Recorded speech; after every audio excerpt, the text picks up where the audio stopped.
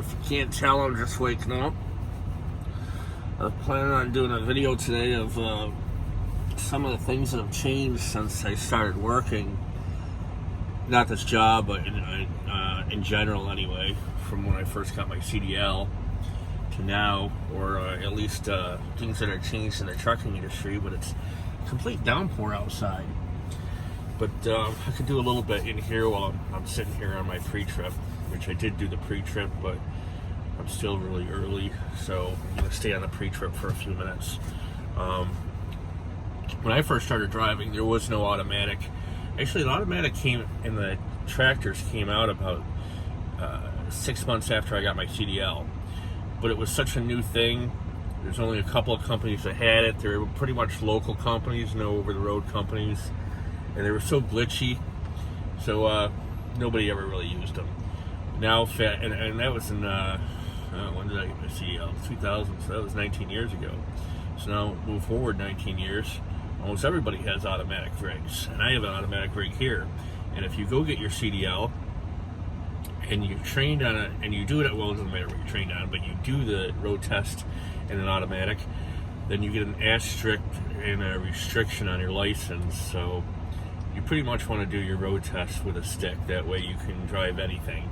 Because if you go to work for a company that has a stick and they don't have an automatic, they can't legally hire you. If they do hire you and you get pulled over, it's a really big fine. It's CSA points. It's CSA is another thing that wasn't around when I first started. Points on your license, and it's not good. You probably won't get another job somewhere. So a couple other things that weren't around when I first started. I was picking crap off. I literally just woke up about almost a half hour ago, but it's going to be a long day and it's raining out, so I'm not real big hurry to do anything. To be able to unlock your fifth wheel from inside the truck. It doesn't really matter. Sometimes it's a pain in the ass trying to unlock the fifth wheel. If you back into a spot and you don't pull up, then there's weight on the fifth wheel and you can't pull it most of the time. Sometimes you can, but most fifth wheels you can't pull it. Or if you say you got like a leak in your airbag, then the airbag, if you're not a trucker, keeps the back of the truck up. And the whole point of it is so when you drop the trailer, release the air, the airbag, the back of the tractor drops, and you're able to pull out. And when you back under, you release the air, get back underneath, you put the air back in the airbag, lifts the trailer back up.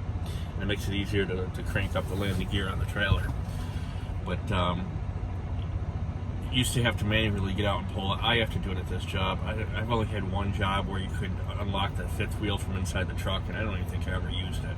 And it's because I forgot it was there, and it was just habit. However, when they came out with the to be able to do that from inside the truck by air, they also did the slide the tandems by air. Now I can show you that. I can't do it right now because it's raining, so I'll have to do that a little later today. But that was a huge thing, because before you had a bar and you had to get out and you had to beat the hell out of the bar, and the tandems are the tires on the back of the trailer, and you had to beat the hell out of the bar with a hammer and try and pull it back and forth. Get back in the truck, move the trailer around, get back out, beat the hell out of the bar some more because they were always rusted in place. And unless the trailer was brand new, which doesn't happen in this industry because how often the companies get new trailers, it was always rusted, it was always jammed, it was always a pain in the ass. Usually it took two people to do it. The only chance you really had in one person doing it if the person kept it greased, or the company kept them greased. I never worked for a company like that. I always worked for a company that the stuff was rusted pieces of crap. But until now, everything's new at this company for the most part. But now, this happened maybe as far as I know anyway, about 10 years ago they started coming out with this. It could have been farther than that. I just didn't see them at any companies.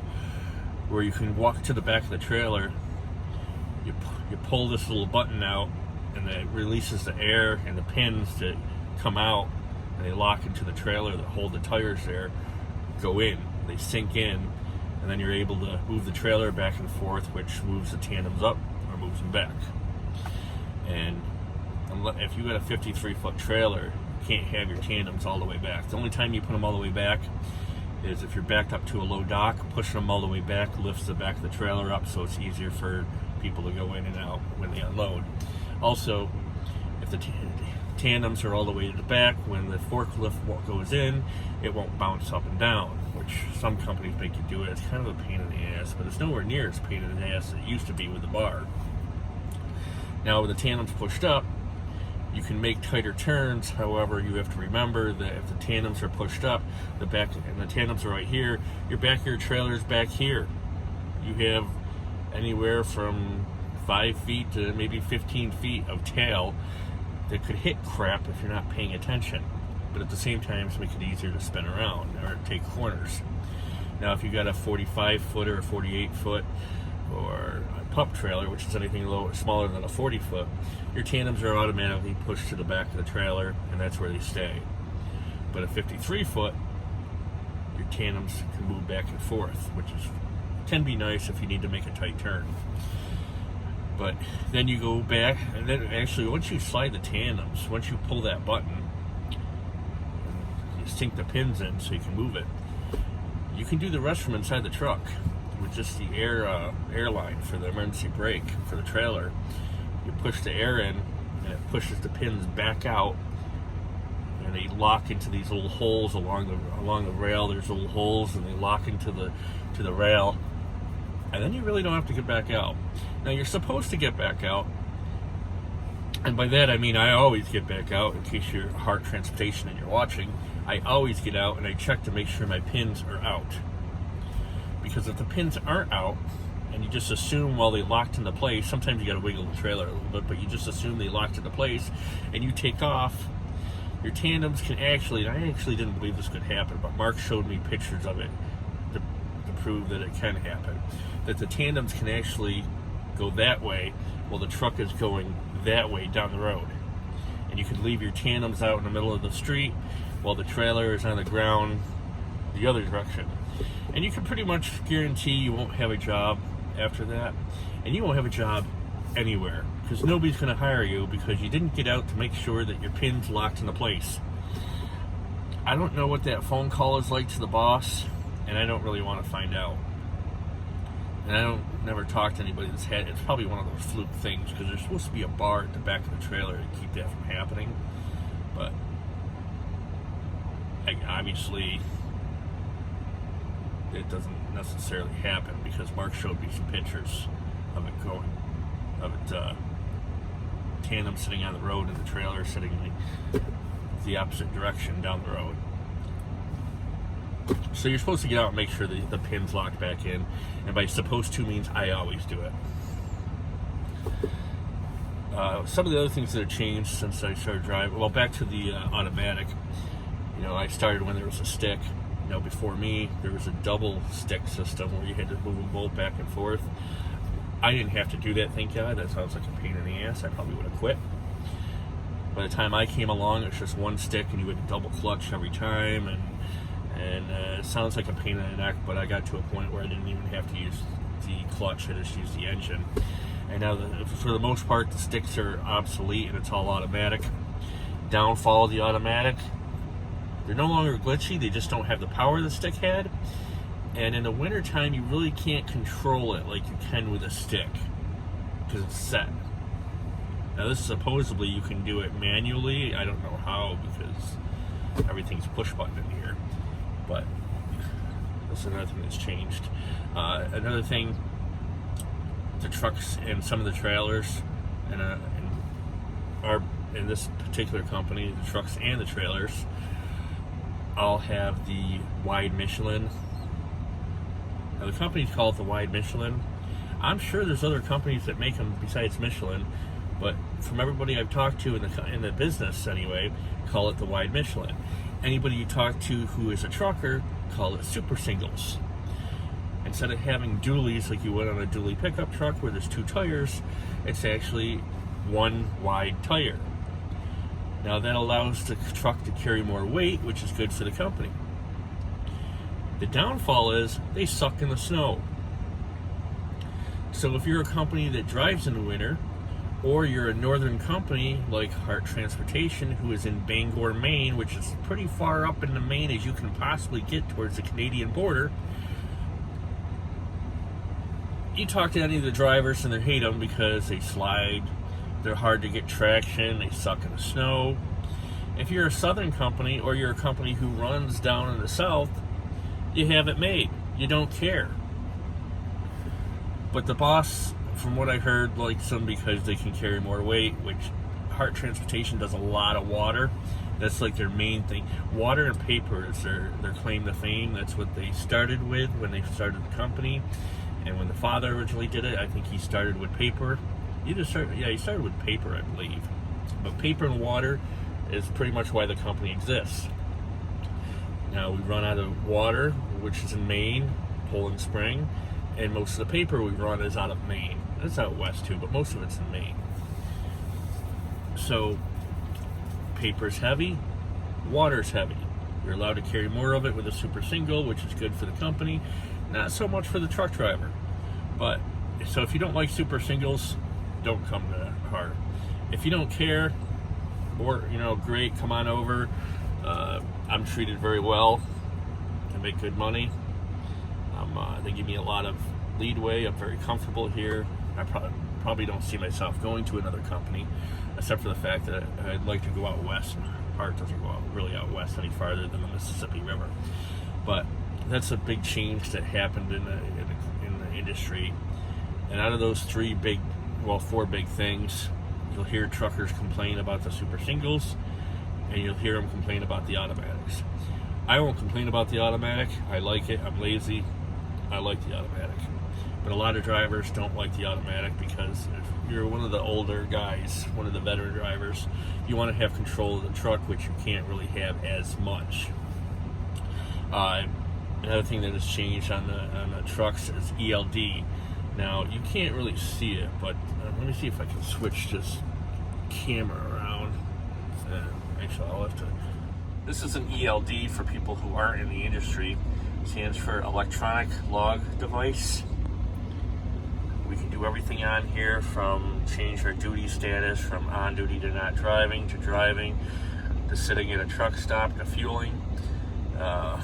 We can inspect our trucks. We have the option to inspect it in here. We can check our mail. We can see if we have a load in that little round circle, the different colors. If it's gray, it means we don't currently have a load, so we're just sitting someplace waiting. I've never had to wait. I've always had a load ready. We can check how many hours we have left, all by a push button. Now, the downfall of the ELD. Before this, we had a paper log. I probably got a paper one in here somewhere. I got one in here somewhere because you're supposed to carry one. I just don't know where the hell it is.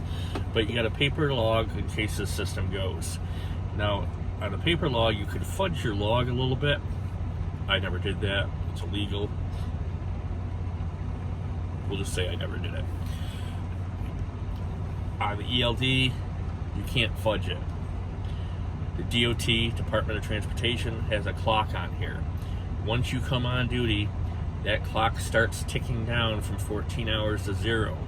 Once it hits 0, you better be stopped somewhere and parked.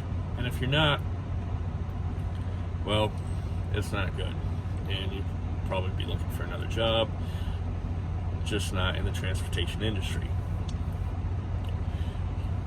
So, with the paper law, you could move it around, because the paper law, you could be driving down the street.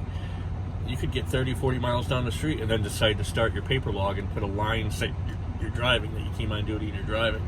Nobody would know the difference as long as you think you're pulled over and they ask for your log and it shows that you're sleeping or sitting somewhere when you're actually driving down the road. So you can't do that on this thing. This thing sends a signal every so many yards that says, hey, this is where the driver is. You can't do that. And it tells you if the truck's moving, if it's stopped, what gear you're in, everything. So now most people would say it's like Big Brother, which I guess it probably is. Now the ELD wasn't around when I first started.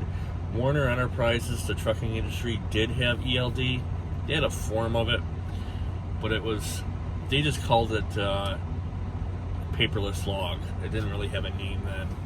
And from what I talked to, new drivers that went there said it sucked and they hated it. And it's just gonna cut down. And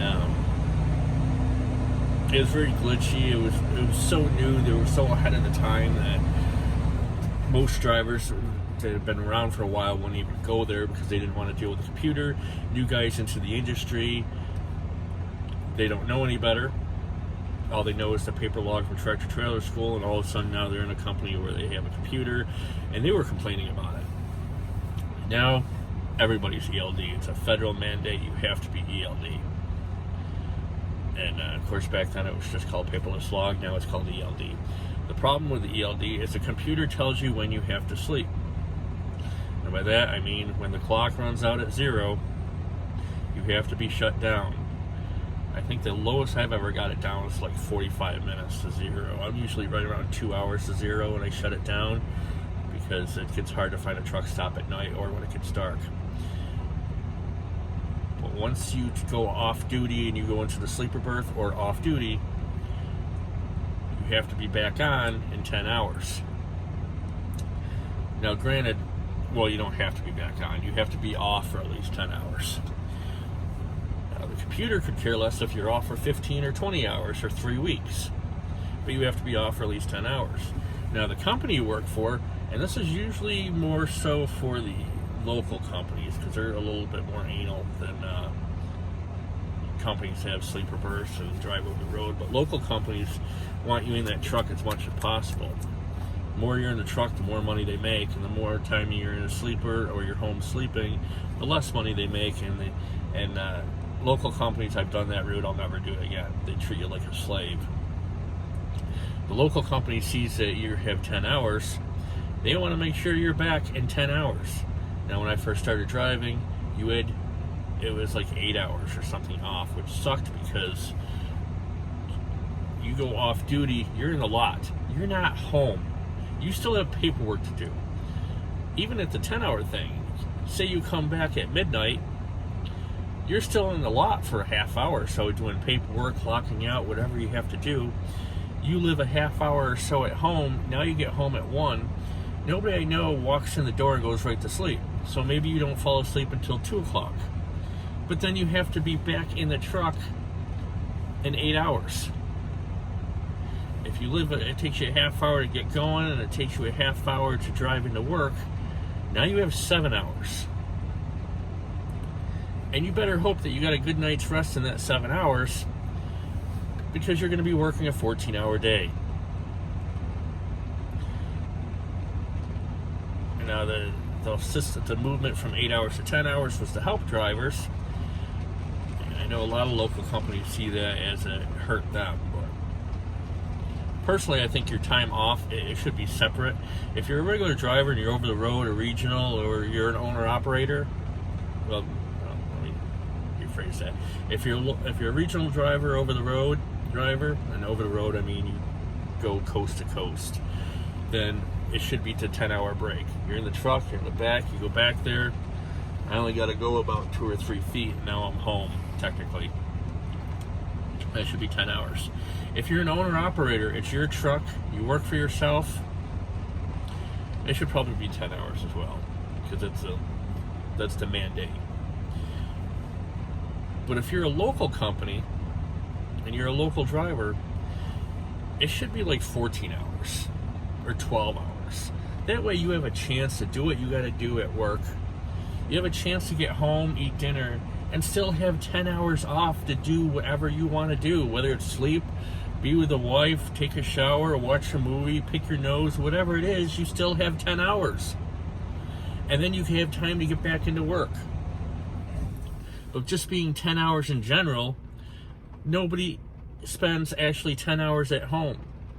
When I did local, I was home for 6 or 7 hours. Sometimes I slept in the truck or in my car because I didn't have time to get home, get in a good night's sleep, do everything I had to do, and come back into work. So that's the problem with the ELD. Now, when your paper log is still, not saying it wasn't a problem when you were a paper log, but when you're a paper log, your boss may not exactly know that, hey, you've been home for 12 hours. He'll know when you turn in your paperwork, but now the ELD, he can look up on his computer. He can look it up on his phone and be like, hey, Day Cab Dave has been at home for 12 hours. Call him up and be like, hey, what the hell you doing? You're supposed to be in that truck. You're supposed to be driving. You should have been back 2 hours ago. That wasn't a thing that was available back when it was paper, but now they can do it as ELD. So the ELD for me is not a big deal. When it first came in, I hated it, but now that I'm used to it, I don't care. And and I'm an over-the-road, regional driver, so I don't really care. I just go back. I get up, I walk back about 2 or 3 feet, and now I'm in my sleeper, which is a very comfortable bed. Now, there's a bunch of other things that have changed over time, but those are the most key features. And obviously, we have power steering and air ride seat, which, for those of you that aren't in the industry, the seat goes up and down by air. Some of them will go back and forth, so if you have to hit the brake, hopefully you don't, but if you have to hit the brake hard, you don't go through the windshield. It just kind of moves around a little bit. Now, when I first started, I had power steering and I had an air ride seat. My trainer did not have power steering and he did not have the air ride seat. And if you talk to him, the greatest invention was either he says the power steering, and then down the road the air ride seat, and he said after that it was definitely air conditioning. Now, every truck I've ever driven for had air conditioning as well, so that's another thing I didn't have to deal with. Moving forward now they're talking about driverless trucks, which I'm not sure I want to be on the road with a truck that weighs 80,000 pounds, because that's the maximum weight for a truck that doesn't have somebody behind the wheel controlling it. But God knows where we're going to be. Maybe we'll deliver freight by drones and we won't even have trucks, or it'll be like a Star Trek where you just push a button and the thing forms. But I have to get going. So I wanted to get out and walk around the truck and kind of show things that have changed, because it's kind of neat to see the air thing, that you just push a button and all these pins go in, and then you come inside and push in the air and all the pins pop back out. And I can visually point to where the bar used to be that you have to beat the hell out of it with a hammer. And but I have to get going now. I've been in a sleeper for about 16 hours. So, and my dispatcher sets me up so I can sleep in, so my appointments aren't so tight. They were tight yesterday, so maybe that's why he sent me up today. But it's 8:30 and I have to be at my appointment at 11, and it's 78 miles down the road. It's only going to take me about an hour and 20 minutes to get there, but this gives me a chance to get going. So, but hopefully when the rain stops later today or tomorrow, I can get out and do another video and kind of show the back of the trailer, the whole sliding of the tandems, and